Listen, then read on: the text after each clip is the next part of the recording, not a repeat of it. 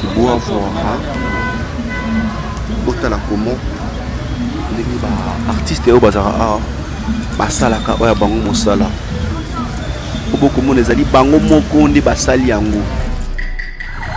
Voilà, donc comme la première rue du Mété, toujours continuer toujours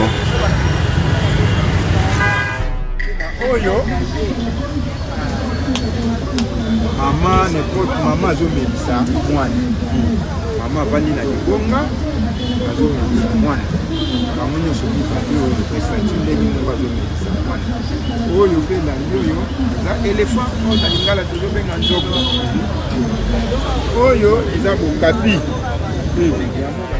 kili place eye na salaka mosala nanga na Congo au mokili. En tout cas, aimez, partagez mon numéro, tu peux m'écrire et puis on va parler sans problème. Donc au petit capé banekota pour que bapé ça oya bango mela par rapport il y a mosala na bango au bongo ba mesana kosala. Vous êtes na découverte Enoch, une émission au place beaucoup mesana toujours Kolanaka, ba découverte ya place Botika Kala, ba commune Botika Kala.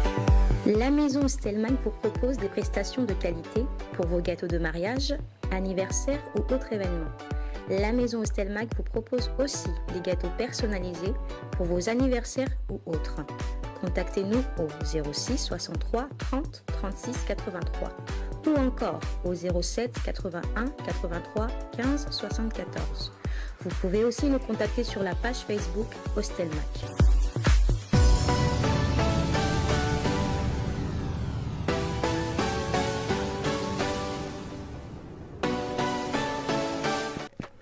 Très chers internautes, voilà, je suis Enoch Binta, votre journaliste d'investigation.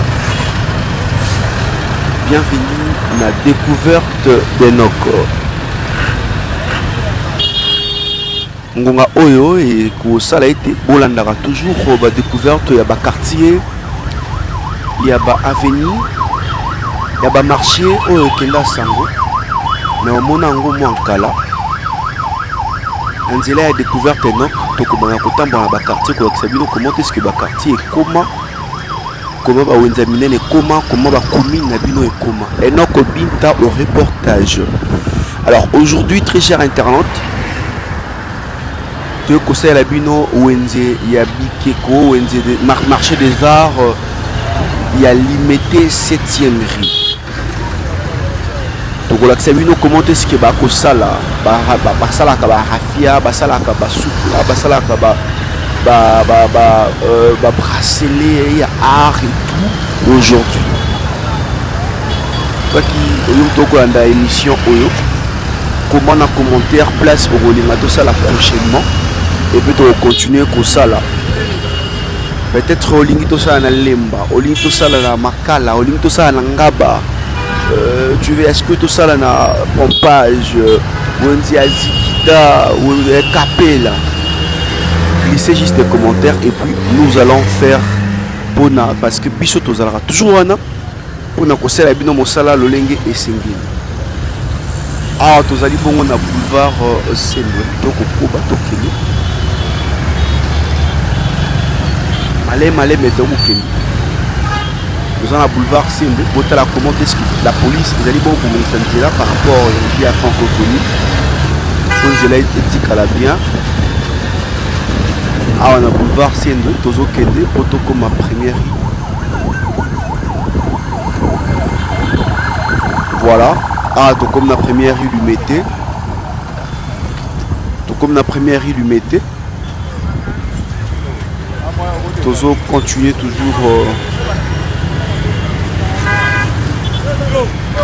toujours combat, toujours continuer toujours il y a Kosa et la Bino Monsala Enoch Binta, votre journaliste d'investigation. Il y a mon numéro WhatsApp qui est là, écrivez-moi sur WhatsApp, on peut parler sans problème.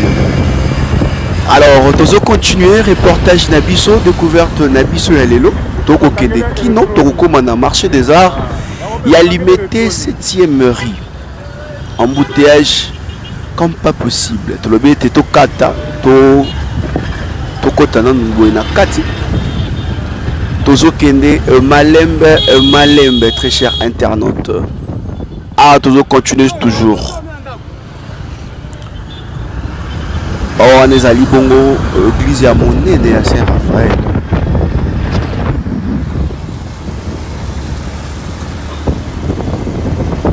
Tous allez bon continuer toujours très cher internaute. Continuer reportage Nabiso il y a Mokolo. Moi Lelo yo hein. Voilà très cher internaute. Awa Tokomi. On a marché 2 heures exactement. Bomona comment Awa Nenge et les kaka. Beaucoup mona ba mesa, beaucoup mona ba kiti. Beaucoup mona ba chapeau, beaucoup mona oba. Vous allez bon pour mona ba soupla, hein, ba soupla. Beaucoup mona bitoko. Beaucoup mona biloko ebele.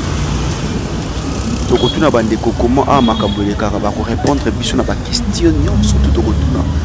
Ba ko expliquer biso eloko moko na moko parce que au ça na biso ezali bon.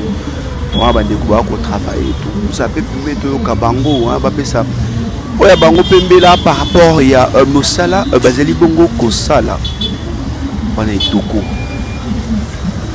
on a soupla wana kuna ba rafia ah uzomona ba yambaki ngana esengo ba bimo amboka enoko ça mosala le messager parce que tout message toujours totala ça comme ça non Lolenge et Sengeli Enoch Binta, votre journaliste d'investigation. Botala pe côté kuda nanga beaucoup mona ba chaînette beaucoup na ba trofo ba somba ba pesa ba tu ba misusu ba somba ah ba chaînette ba montre ba médaille et tout consort. Awa na 7e limité na marché des arts de babisi na ba ko benango bongo hein. Marché des arts, à côté de Kababikeko et tout, marché à Bikeko, peut être au Rozoango, mais l'autre soit dans Mboka, dans Mbotali, Oyo. Voilà. Bango peut baser bon na ba difficulté na bango, baser na quelques difficultés. Ba couper ça peut mbela na bango, moko couper ça mbela na bango, mbela na ye ko tala ete ba difficulté Oyo. Ba kuta na lango na kati ya marché Oyo na 7e rue. Limité en place et bas côté kababi keko bas côté kaba ba sapatu bas côté kaba chapeau ya rafia bas côté kaba bague ba montre et tout consomme oh bas ça là sur place bon comment on appelle le lenge kani ba zali bongo kosala yango beaucoup mona to kolakisa bino ndenge le lenge ba kosala ndenge on salaka beaucoup mona ba saka Bakalibas, beaucoup de monde yango wana awa des places basala yango na 7e mairie limité peut-être tu auras aussi besoin au ça y a mon numéro tu peux m'écrire on va parler sans problème donc petit capé bandekota pour que ba pesa oya bango omela par rapport il y a mosala na bango o bongo ba mesana kosala vous êtes na découverte Enoch une émission au place beaucoup mesana toujours Kolanaka ba découverte ya place Botika Kala ba commune Botika Kala topé vous allez na kin peut-être monaté à travers il y a découverte de Enoch place beaucoup mona makambo ya sika toko bana toujours ko sela bino comment makambo ezali bongo okokende bana mboka ba kopesa pe ba mbela na bango par rapport il y a makambo oyo ndenge et ça maka tozwa papa oyo suivez. Ouais, oh, ça là, ils ont. On a aussi les arbres bâtis à Bassoula. Dans un bâti, parce qu'il y a déjà dans Sali Sali. Sur la Sili, on a pas de bête à fond. Après, on va faire on a pas de combat à Bassoula. Sauf qu'il s'agit d'affaire l'installer dans Tandi. Bon, bah, difficulté, il y a un beau salon. Bon, bah, difficulté, moi, je vais faire un matériel. Comme moi, parce que moment ouvert, matériel là, pas les autres matériels. Quand la difficulté, c'est vraiment le matériel à mi-jour. Son matériel est posé côté dans l'eau. La difficulté vraiment est la raquette, c'est la caméra du topo. matériel quand vous avez vraiment difficulté. Surtout quand matériel est codé, donc vraiment la facilité. Mais pour ça, l'année dernière, pour que beaucoup de ça matériel. Bon, dans le fournisseur, vous avez un zamba, donc c'est la chose qui est intéressée à vous. Si on a limité. Donc vous voyez, vous allez aussi faire la banque ok, Kozoka et tout, ça vous arrive aussi à Kozoka, non, ça, Moussala? Toujours, Moussala, Mbeli, Moussala, marteau, toujours que c'est pour ta Kozoka, quand tu es dans le marteau, que tout est là, comme Moussala, tu supportes toujours pour supporter mon kaka.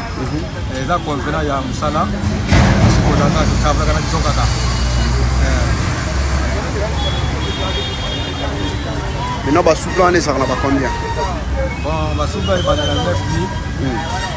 Pour ce qui est client, il y a si on a qualité, il y a une portion normale. Si on a 5 ou 6 pièces, ça va faire un prix de bango, le limite à bango. Si on a 100 pièces, les gens qui sont là très bien, on a bien et permettre pour la facilité à nous. Mais est-ce que nous avons beaucoup de les alliés? Est-ce que vous rappelez l'État Tchabino Maboko? Bon, je sais que l'État vraiment l'État attend les caméras art na biso. Oui, ça a les arts biso, bah congolais, la majorité biso pas congolais là. Il faut l'idée de match ça. Nous devons soutenir le match de art na biso. Vraiment na biso ça charge. À planifier biso na portion normale, nous allons pas marcher du Togo. Ah, na biso besoin na facile pour na mambo comme ça. Pas préférant on ndem biso mo ba kono mbo de préférant. Oui, mais chance la majorité va préférer art na biso. Mais ma cogine vraiment ya ko ça art na biso mambo comme ça. Ba ga difficulté makasi. Pour te bien mambo comme ça les moi beaucoup tu wenze moi oui que yango mais bino peut-être wenze moi ba difficulté et tout. Moi ba difficulté c'est quand on se mambo les bandits. Comment la difficulté makasi. Donc on va na boiter donc on travaille que pour les teams pour les aussi là. Mais nous tous sont équilibrés, pour ça ils sont mal équilibrés. Je ne vois pas on s'allait pour beaucoup travailler sur terre. Ah mai baby saraba bloko. Mai to na kabiso awa tu. Yalo ba bloko so ninga mai te. Net ba rafa so mai baby ba bloko ba toko so mai e baby et tasser so mai et baby. Donc les autres donc ça bien protégé attends pour les zones non quoi non. Tout ça na ça ndabo. Ouais donc pour vraiment exact. Oh bon c'est on a l'été d'année. Bon là quand on se met dans la placement il y a wende. Ah donc on a wende. Il a bien positionné. Il a bien posé même pour étant il y a côté vraiment senti non. La machine va glisser, il a bien construit. En placement là on est normal. Par exemple on va faire la facilité vraiment la cocoda pour doter que peut produire la vision. Merci. Bote deko. Ah bote de na journaliste. Oui ba combo. Na artiste Achille. Voilà tout monyo awa na mesa na yo. O expliquer biso ba bloko tozo mona ba combo na ngo zaka nini. To ba non na wana. Ok, merci pour la parole. Ba bloko en fait il a ba ebreda. Donc oyo il a chapeau ya ba chef cuisinier. Oyo il a chapeau dit. Chapeau? Chapeau dit. Oyo il a chapeau léger. OK. Chapeau léger. Oyo il a liboka. Liboka pupille. Ouais, liboka ya pupille. Ah OK. OK. Bah oyo il a ma papa, donc ma papa Rafia. D'accord. Pour ma papa Rafia bana. OK. Bah oyo il a la portable hein. Ouais, la portable et la site mini. Voilà. Oyo il a bah jara bah pousse dans bah mamou. OK. Bah mamou, ouais. Donc oyo il a Rafia. OK. Donc Rafia on va là c'est dans le OK, je vais finir là voilà. La cérémonie tout ça. Donc oyo il a Kalibas. On permettre à moi c'est un mamai. Maïromela. Oui, Maïromela. Ah. Mama Sanga, c'est là on vient en quatre. OK. Voilà. Mais est-ce qu'on place ni au Tcham na Romela? D'accord, voilà ici Singapour. Donc déjà au moment qui est Gaza. OK. OK. Donc on est là bah déjà bah ça qui est Gaza, la liboka mais bien on va na combat ba mamou. OK.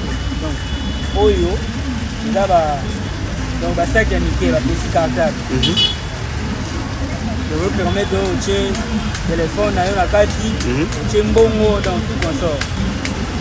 Oui, ça va toujours la chapeau na biso. Chapeau ya Rafia. Donc bon bah on a un mona na sima wana. voilà. Bah on est là souple là. Soupe là, ok. La soupe les permet de prendre au tien à la table, de permet de prendre la manifestation à la mariage coutumier. Ok. Reposons à la table. Bah oui, ça justement à bas jour il y a calebasse. Ok. Donc ça permet de prendre au tien on a décoration en daku, décoration mariage coutumier. Donc au tien on peut la montre comme esthétique. Ok. Oh ça toko hein. Toko balale là. Ok. Donc pour là on a la distance il y a 3 mètres. Ok. Donc 3 mètres la diamètre est là là-bas 1 mètre et demi. Ouais, permet de prendre là. Donc au tient on peut la décoration à ndaku, mariage coutumier. On bandi. On permet de prendre autant pour là. Ok. D'accord. Et là étagère. On permet de hocher sapatu, masani. Donc il y a on a monnaie à mouya. Donc opposant on a 4. Voilà, moi en Bokarchi. Neti le lobby il y a ba chef coutumier au lati biso pour na ba chef coutumier. Neni ne sala ma que note ko yamba ba chef coutumier pour tout le monde a bon ba moi ko banga moi trop tout le monde a pe banganga ba utiliser ngo est-ce que bo yamba pe banganga pour na resumba bino ba bloko. Oui effectivement, il y a bango plusieurs fois. Bayaka il y a bango vraiment. Bayaka pe sombi la cérémonie na bango. Bongo ba chef coutumier. Ba chef coutumier bayaka comme d'habitude. Parce que bango ba yebi que non, la chapeau na bango. Bango bayaka ba somba comme d'habitude. Mais aujourd'hui, bah tu vas comment plus que négliger bah ariamboka un biso hein, ma coutume parce que ça veut purement la coutume. Au moins on a pas somba peut-être chapeau, il y a chapeau au lobby on il y a léger et tout. On préfère un somba chapeau à griffe. À son bateau, peut-être 5 morts à griffe. Au cours le bani n'a pas congolais tout. Il y a l'Ibanda Mboka, il y a Katiakin, au Barakolanda yo. Ok, merci pour la parole. En fait, messieurs les journalistes, les points qui est là, Mboka n'a dit non, premièrement, va conduire à toi, on est obligé de dire. Banani Va conduire Mboka. Parce que on est pour soutenir Piso à 100%. Parce que Piso va soutenir toi, boy. Normalement, nous allons faire ça là, oui. Vous allez jamais nous payer. Donc, comprenez le qu'on a dit. Donc, normalement on a vu ce yaga mais ministre ministre de la culture et art comment au privé biso bambo biso moko en personne nous allons souffrir pour bambo on doit tout mériter en haut mais jusque là ba konzambo ka tela biso likambo mais là on soutient la ngana baksa babilo on a biso préféré c'est pas dire que non mundela uti photo aeka awa pona osomba babilo pour biso mo ba kolombo ka photo la sana exemplaire mais jusque là, la comprendre l'idéologie. Message au Bango par rapport à comprendre l'idéologie pour que bazon on a idéologie. Bon, moi message que j'ai lancé vraiment peuple congolais oza culture na biso mo ya mboka. Vraiment tout le bateau sont idéologie na biso. Comme si na koloba na tango kala. Ba dans une époque coloniale. Les gens ba koko na biso vraiment bazaki ba modéliser ba œuvre d'art. Bana ko lata comme d'habitude. Il y a bilamba de banda au lata. Donc tout ça ba makambo kala wana na tango ya kala, on vit que tout ça toujours en forme. En forme. Merci beaucoup mon Bokarchi. Tous allez à wa pesa biso adresse pour que faciliter batou. Précisément tout dans niveau ya 7e mairie na place commerciale na Petit Boulevard. Na Petit Boulevard. OK. Pesa pe numéro na o ba ko na ba zo numéro no de peur que so baza besoin na ba contacter. OK, merci. Numéro nanga eza 243 81 03 et 614. Merci beaucoup maman. Merci beaucoup monsieur le journaliste.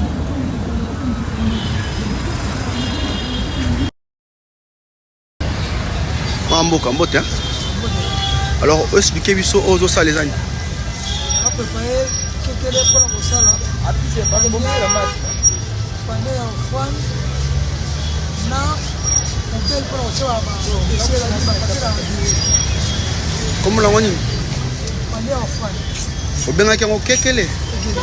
Wana langi. Balingala. Kala. Ndo sala be difficulté ni osana. Matériel de tini.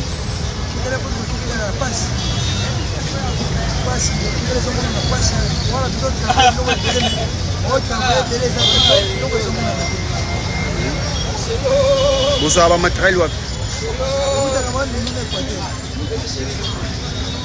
bino moom toyaka nango boye to bato ya kotikela bino to lete tielo mo pour que bozala facilité ozongo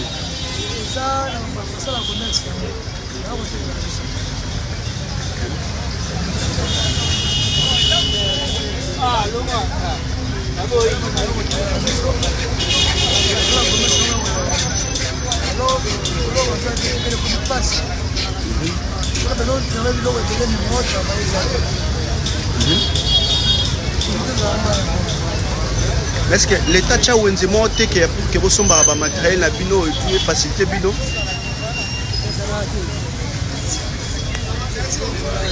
oh bon c'est ngala l'état za ligne kasi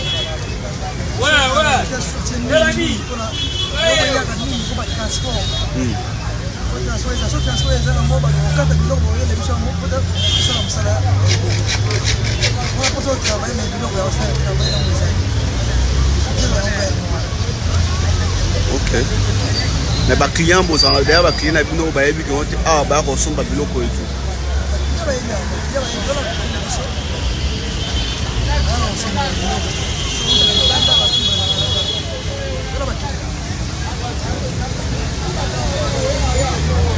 un message na bakonza mboka bakola ndoko ese bango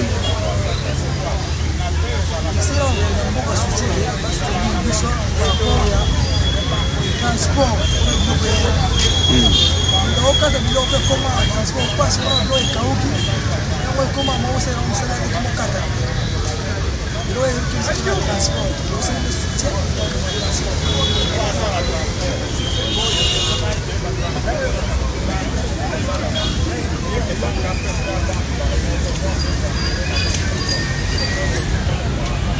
voilà bomoni ba ndeko ba expliquer biso comment ba kosala ba expliquer biso ndenge ba difficulté na bango ezala balobi ete ba bon na ba difficulté ya biloko ba kosalela oyo ba rafia et consort ba sina ba difficulté ya matériel yango ndi bazala ngo na ba difficulté maïla moto ya kosala ezali mais babiloko ekosala babiloko ekosala ete mosala bakokele liboso yango nde bakozanga moto na moto apesi mbela na ye ndeko okomona ye bongo chef coutumier tokozwa ye mpe ye mpe akopesa mbela na ye par rapport nde basombaka babiloko bachapeau et tout comment ekomaka osombi chapeau normal et puis ekomi ya batiango mwa ya bichebechebe lokola bachef coutumier babaka batiango mwa ya bichebechebe et ça là été que ils ont puissance comme on a pouvoir donc profiter pour que chef coutumier a compris ce zombie là t'as le mécanique de quoi que ça là moi un archile le mécanique azali bon ko travailler barafia au tala vitesse azal il est calme à ok nango mbango waouh ah là là Congo beaucoup na biso tous allez na richesse et belé tous allez bon na talent et belé ta le mécanique na ko sala ngai wana ko tana ko kamo ndenge ni mwa mboka archila ko sala mosala kitoko boy en tout cas bakonza mboka balobi te bazali bongo na wenzi ya malonga te barafia oyo esengaka place ya moi makasi te esengaka pe place ya mbula te alors nous le savons tous très bien que na tango ya mbula ata bon na tango ilanga na tango ya mbula en tout cas bambula msuza ka brisque bakosenga ete l'été c'est la bango ta wenze ok permettre bango tabateka na tranquillité na kimia nyonso tout bota aloni kani ndeko azali bongo kosala mosala na ye na rapidité na ngambo pe papa azali bongo ko continuer toujours na kosala kosala mabonza litini alobi alobaki ete oyo azali panier ya mabonza bamisusu batiaka yango mpona na baeglise bamisusu batiaka yango na babiro ya minene mpona kotiaka bongo mwa bosoto peut-être papier mouchoir na eloko mosusu tozali bongo continuer mpe moto okolanda biso na kosenga eloko moko tika juste commentaire olobi ete place oyo okolinga tosala prochainement et puis moi avec mon équipe exactement toko solo là pour que tokende kosala place oyo ezali place oyo bato bakomi ebele soki bato ya lemba bazali ebele tokokende lemba soki bato ya kalamu bazali ebele tokokende kalamu ndeko oyo wana kocontinue toujours kosala mosala azali bongo kocontinue azali bongo continuer c'est votre émission la découverte d'Enoch azali bongo oyo abino journaliste boyanaka toujours bareportage na ngai na Congo mokili place eye na salaka mosala nanga na Congo au mokili en tout cas aimer partager totikala kaka na eloko moko te to créer la kabino puis concept alors concept to soki kaka opesi yango le sous force donc na ba province ozali peut-être Muyombe hein là je vois Nikita Mavinga ozali peut-être Muyombe tokokende na bayombe na lunga vasa na sekebanza tokotambola ba province et tout consort parce que ezali bongo mosala na biso hein tokotambola vraiment na ba province ceux qui bopesi kaka force parce que tokotambola pe na ki ba Mompono ba Kapela ba cité des anciens combattants ba Libuluma Nzengele bamboka ba place ezali tellement ebele mais tokosenga na bino comment bopesa biso kaka force ezali na ba commentaire na bino ba suggestion na bino Enoch no salaki oyo boye mbala ya sima sala boye Enoch lolenge kani olobaki na esika oyo mbala ya sima enrichir encore na place eye tokotambola toujours bongo votre journaliste d'investigation Enoch Binta force na batutu au bas compléter force je vois Sam Kunku le nécessaire Nambaltan depuis London je vois aussi comme ça Yaouli Mouché Nico Diamboka Yaouli Mouché Nico Diamboka en tout cas merci beaucoup pour le soutien à Letty elle en or en tout cas tu es la bienvenue à Kinshasa profite-en en tout cas Talakaka Ezali Bongo et Mboka Nayo merci beaucoup Nabaye bon surtout bozali tellement belé bo ça va toujours biso force ya kosala mosala oyo lolenge esengeli wana ndeko akokoba toujours na kosala ndeko azali bongo koba toujours na kosala mosala ne botala lolenge kani azali bongo kosala mosala mboka biso Congo mboka elenge tondi na bankita ebele etoni bongo na batala ebele tala ndeko ninga kosala tala ndeko ninge azali bongo kosala tala papa na ngambu pe yepe kuna ko continue toujours ko travail azali bo ko continue ko travail na tuna ke motuna na bi est-ce que mbeli onde boko sala boezo kitaka bino te tata lobiete esi ba mesana mosala pona na vie abanga ka lisusu te ke no mbeli ko sokisa yena mbeli bakoma baninga mbeli tosaka maboko na ye ekipe elanda ko lengi kani mbeli ekokende mboka na biso Congo. On se paye la vidéo, tika moi en commentaire. On se paye la vidéo, tika et moi en commentaire pour que ça là très bien. Toujours continuer, toujours la découverte de Enoch. La découverte de Enoch, toko tambola en tout cas. Toko tambola en tout cas, na ba place ebele. 24 communes non surtout. Tokotambola 24 communes surtout ba ONG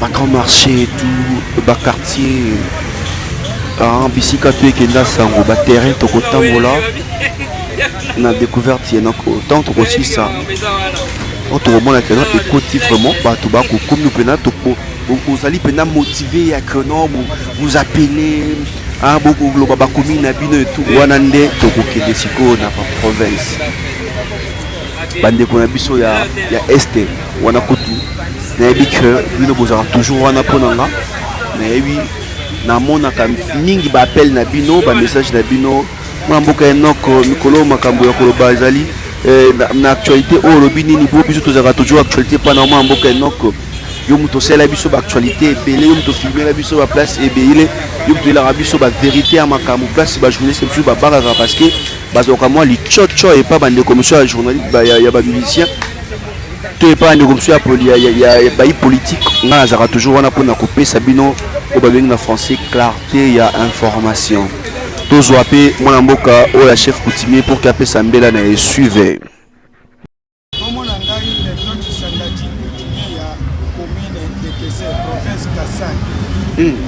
Chikapa, province Kasai Chikapa. sikoyo naza na Kinshasa na atelier ya bandeko na ngai oyo basalaka misala ya maboko nde yango wana na ye awa kosoka biloko na ngai ya misala ya maboko oyo ya biso tolataka na banzolo na biso ya bakutime nasuki kaka wana. Mais chef, neti chapeau olati eyo signifie nini? Chapeau olati nalati ezo signifie chapeau ya bochef, ezo signifie chapeau ya bochef. Mwana mobali alataka chapeau wana te po eza pouvoir ya biso ya coutume. Bon mayako nalati na nkingo donc eza kaka mayaka ya coutume. Mwana mobali pe akoki kolata te soki alati topesi ye amande na mboka na biso ezalaka ndenge wana. Bon oyo enali kosanya moyo eza elateli ya biso ya bokoko depuis bakoko na biso batielaka biso chef coutumier alataka baposo ya banyama soki olati molato wana ozobatisa na poso ya banyama nasuki kaka wana. Mais chef, ndeni esalaka eloko oyo bosomi peut-être na bosomi na wende neti boye ekoma na spiritualité en fait. Eloko oyo tosombaka na wenze donc tolandaka nde elateli ya biso nde tosombaka yango. Eloko oyo naye kosomba na wenze azolanda nde elateli ya biso ya bochef coutumier. Merci beaucoup chef. Voilà, botala pe awa botala ba masque, botala ba art oyo ezali awa botala. C'est beau à voir. Botala comment ndenge ba artiste oyo bazala basalaka oyo bango mosala oboko mona ezali bango moko nde basali yango. Donc tokozwa pe papa moko a expliquer biso eloko na eloko na signification yango na explication nango. Okomona ndenge longi kani papa akopesa explication eloko na eloko tala beauté botala beauté wana tokomona pa moto ameli nyama tokomona moto akobeta mbonda tokomona girafe na mopanzi tokomona éléphant oyo babenga na lingala nzoko botala bato ya monene botala ba art oyo ezali ya mama bongo amemi kalebas bakopesa biso explication pour que toyeba basignification ya babikeko oyo soki ezali boko signifie nini to belema pour que tous papa suivez très cher internaute. Papa. Alors ton monio na kati ya marché mais quand on a expliqué biso ba combo ya ba bloc auto komona surtout déjà na ba combo nango neti oyo eza éléphant eza français mais na biso to pe na nzoko OK na lingala eza nzoko je comprendre oyo eza girafe omona oyo la yoyo eza girafe oyo elandi eza nzete ya mbila OK nzete ya mbila oyo eza estati mwasi na mobali tala bango bien donc explication nini eza wana moni mobali atie loboko na litama mwasi atie loboko na litama mobali atie loboko na mbanga. Donc cela veut dire que mwasi ayebisi mobali na yeke ngai kaka pasi na pasi mobali akamwe Marie Luisa bomengo nyonso ngazalaki nango lio kaka ekomi na mwa ntango ya pasi okomi mpe koloba boye ya solo okokanisa nanu te papa polo nga alembi na ngai alembi omoni estati ya mwasi wana na mobali wana explication nango omoni yango wana oyo statue elandi oyo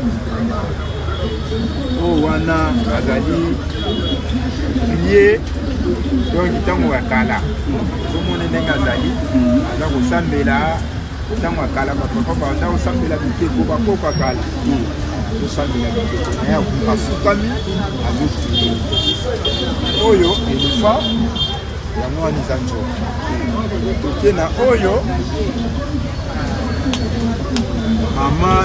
mama azomelisa mwana mama avandi na libonga azomelisa mwana bango nyonso mibale oyo prestation ndenge moko azomelisa mwana oyo mpe elandi oyo eza éléphant oyo na lingala tozobenga nzoko oyo eza bokapi yango babengi comme bokapi oyo eza lion na lingala bazobengi nkosi ye wana oyo aza éléphant debout éléphant telemi alinga buka mbuma telemi alinga buka mbuma oyo papa oyo aza koteya bato na église mokili ndenge kamwe papa azoteya bato atie loboko na mbanga azokamwa ndenge mokili ekomi bana mike bakoma osimba machete kokata moto aza kokamwa amonaka ngo wapi mbula nini esalama awa na mboka na biso ekomi okamwa yango azoteya bato azokamwa azopesa explication ya bana ya lelo oyo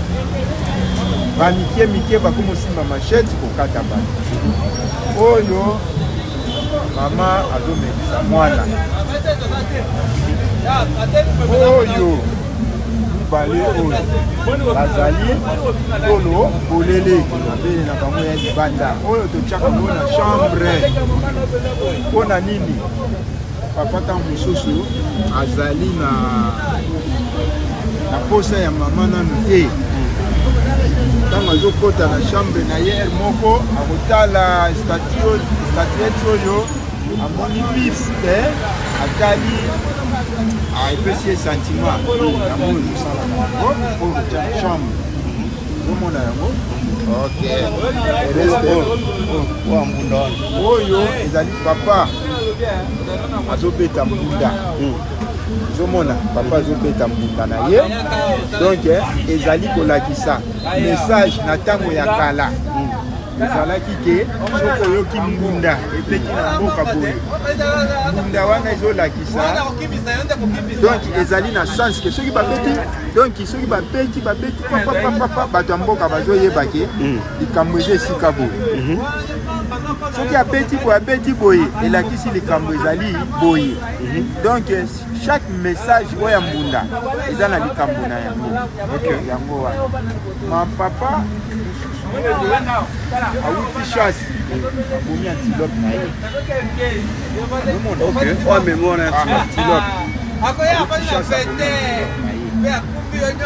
mama awuti kotoka mai omoni mwa biloko na ye awuti kotoka mai awuti kotoka mai esika bakendaka kotoka na rivière kuna awuti kotoka mai azozonga ndako mama kuna na suka azomelisa mwana reste etikali oyo eza babijou oyo tozolala oyo eza bamaske